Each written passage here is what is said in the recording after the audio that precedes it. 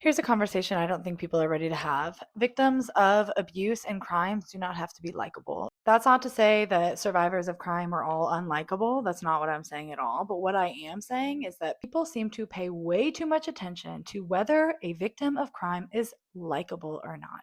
And here's the hard truth of being abused: nobody is their best self when they are being subjected to abuse. Nobody needs to be likable in order to be deserving of safety, security, and justice. And when I say you don't have to be likable, I don't mean you can be abusive. What I mean is that you don't have to want to be friends with a survivor of abuse in order to assist them in accessing safety, security, and justice. I want to be clear, I'm not saying I don't like my clients. What I am saying is that we cannot approach survivors of crime and expect them to be the best version of themselves while they're in the midst of being subjected to psychological warfare, coercive control, and abuse. And if we are focusing on the likability of a survivor of crime in determining their right to justice, then we are playing into the hand of the perpetrator. That is exactly the conversation they want us to be having. Abusers absolutely are more likable than survivors in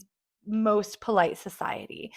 That is because abusers are in full control of their behavior and they are manipulating other people. They are acting in such a way that other people will not believe the survivor or the victim when they say this person is abusive. It's all part of the system of abuse. They make this survivor unlikable.